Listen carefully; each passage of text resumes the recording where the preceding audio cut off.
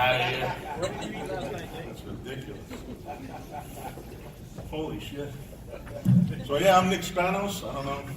Anyone know me? Yeah. All right. So you're gonna hear the same shit over and over? No. But I have to show the first couple slides because people who don't know me, I want to give them a reason to listen maybe. So yeah, wow. I never know what are on the slides. My guys put them together, so we're on this movie called Banking on Bitcoin on Netflix. It's very nice. Watch it. That's my first computer. I had to build with a soldering iron. It was mail order. That's not my first modem. That was back in 1978. That's one that looks like mine was much worse. So I always tried to find ways to make money off data or to get the machine to work and be relevant. And I found out, I sold political data in labels. People needed the labels. They didn't have a computer. I found my first source of digital scarcity, domain names. So in the beginning there, I picked up about 12,000 of them. That's funny, right? We built getaroom.com, No More Hotels, Livery Cab. These were early Uber, early Airbnb back in the 90s. The Livery Cab was in 2008. No one had a smartphone. But, people use it. So, we're going to talk about permissionless innovation. The Wright brothers invented the airplane, and it was permissionless. They didn't ask the mayor for permission. Because if they did ask the mayor and say, I'm going to get this flying machine and go fly, give me a permit, probably won't happen. That's why I got those cavemen there. You got the legacy financial system. You got Bitcoin over here. And other decentralized, permissionless, open blockchains. They don't really want us. There's the airplane. Then I wrote real estate software. I got into the real estate business. The stock market crashed. I was laying on my couch. I lost a lot of money. My life was incredible before. I had a lot of cars and whatever. I grew up in the garage. My father was an auto mechanic. And I made a whole bunch of money in the real estate business. And then I had to become a commercial fisherman after I sold my assets just to make ends meet. It was the end of the world. I was 23 years old. And it was the end of the world. That happens. I don't know if anyone got hurt with the crash. But it's never the end of the world. It's only a new beginning. Because I'd be out there probably dead from eating at all the restaurants. Uh-oh, people are looking at me. So, I'm watching TV and I see the briefcase of Alan Greenspan is like, hey, if the reporter said if his briefcase is wider, maybe we wouldn't have had a crash. So now I'm a commercial fisherman. I smell like fish. People can't see me, or people don't want to talk to me from 2 blocks away because I stink. And I'm like watching TV. I was like, what do they mean? That guy's briefcase made me a fisherman for my big Cadillac and my $2,000 a month cell phone bill and the properties I was building. He made me a fisherman. I said, he must be my owner. That guy's my owner. So I looked up about the Federal Reserve. I read about the Federal Reserve and everything they had to do. And I figured out that, hey, there's no scarcity. They print up as much as they want. Before, there was a silver certificate and a gold certificate, and you got a 1 ounce of gold for $20. And the 1 ounce of silver for $1, then they say, you don't need all that. You just need these pieces of paper, and we'll make as many as we want, and you jump through hoops and collect them all year. It's the first ICO. The first shit coin is the Federal Reserve note.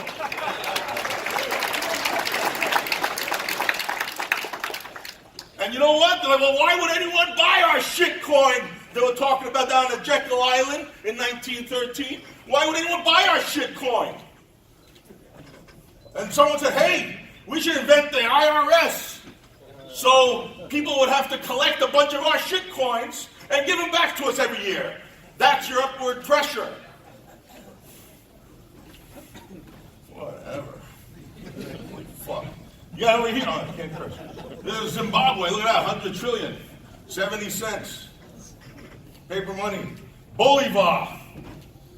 So, throughout my career, after I found out about that, I got into politics. Instead of just selling the data, I started running the campaigns, running the phone banks. I went into New York City. After I found out about that, as a fisherman, in 2 days, I don't know how it happened, I was involved with a presidential campaign, and within a month and a half, I was field director. That's how possessed my brain became.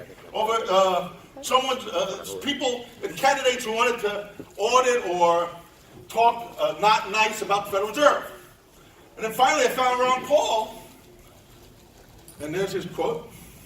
We've been over-taxed, over-regulated, overrun by bureaucrats, founding fathers be ashamed of us, what we're putting up with. And when I heard that, it was over.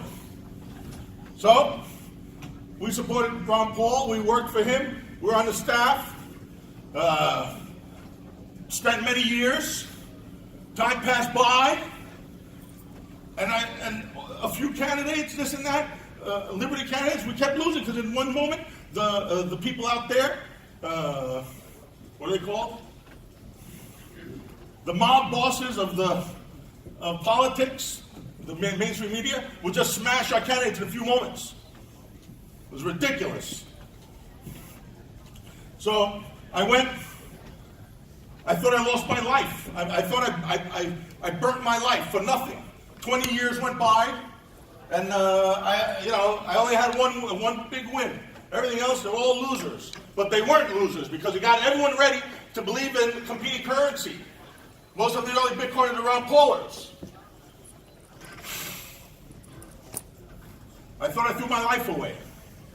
And then I found the white paper. And I said, finally, I have a weapon. I have a weapon that I can't destroy on election day. I said, finally, I have a weapon I can't destroy on election day. Against my owners. They can't say all these, and then, so time went by, I'm involved with Bitcoin, and then they started smashing Bitcoin. And I said, oh my God, it's the same guy smashing Bitcoin, the same ones. What am I going to do? I said, I got to bring it into the forefront of the reality of everybody's, that we're challenging the legacy financial system. So I went and found the biggest space down Wall Street. Went to and said, I gotta rent this thing. And I said, what the hell am I doing? I'm fucking going blind. I got these surgeries. I was down 9/11. I breathed all this crap in. I got like a bunch of diseases I don't even want to remember. But most people die from them. Whoa. So I thought I threw my life away. I found the Bitcoin white paper, and I threw my life behind the whole Bitcoin white paper. The way most people here, the ones sole survivors that are still standing, I want yourselves to give yourselves a round of applause that we're still here. They can't do shit to us. They're the irrelevant ones, So I go to open the Bitcoin center, I said, I can't do it. I said, I don't think I can do it. And then I remember my father. Well, he gave me this bicycle. Gave me this busted up bicycle, 5 years old, no training, with training wheels. Everyone outside didn't have training wheels. And they had training wheels also. And they had fancy bicycles, and I'm riding this bicycle all happy. And everyone's like, hey, your bicycle sucks. Because he built it with his hands. He was a mechanic. We didn't have much money growing up. And he was a mechanic, and he built it with his own hands, all different parts. And they were laughing at my bicycle. The way they laughed at Bitcoin. They were laughing at my bicycle. So I put it in the back of the house, in the back of the hallway, and that was it. My father never saw him. Only he went to work at 5 in the morning, came back at 11 at night, 10, 11 at night. But on Sundays I'd see him when he woke up at 2 o'clock. He said, why don't you ride the bicycle? And I don't like the training wheels, I said to him real quick to get away from the conversation. He said, oh good, I'm going to take them off. So he takes the training wheels off, he goes, let's ride them. And then the kids were outside with the training wheels, riding around with their fancy bicycles. And I said, but they're pressing me. In Greek. He goes, they're pressing you? Legacy financial systems are pressing us? People that don't believe in Bitcoin or digital scarcity are pressing us? He says to me, maybe they're pressing you because you're so oppressible. He goes, there's millions of them out there. Forget about what they say. Forget everything. He goes, you have to learn something new. There's a time to learn something new, and now's the time. He goes, you can never, if you're doing good, Your strength will always grow. Always. When you know you're doing good, no one can stop you. Your strength will be renewed.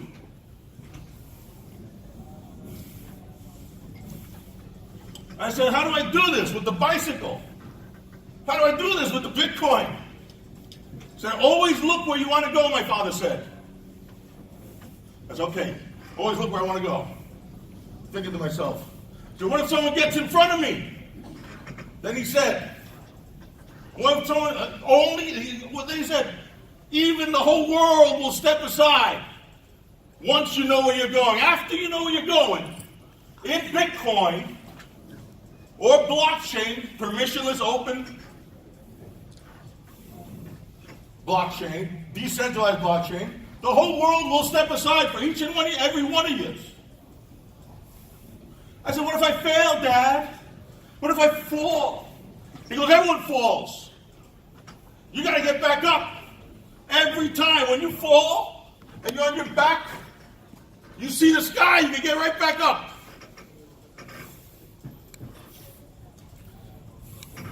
I said, listen, I need more time. I need more time. Dad, can we do this later? Can we learn how to ride the bicycle later? Can we change the world later? I need more time. And he said, everyone gets the same amount of time. Leonardo da Vinci, Alexander the Great, even the homeless person. Everyone gets the same time. It's what you do within the time, what you do per minute. You have to take that time and steal from time your life.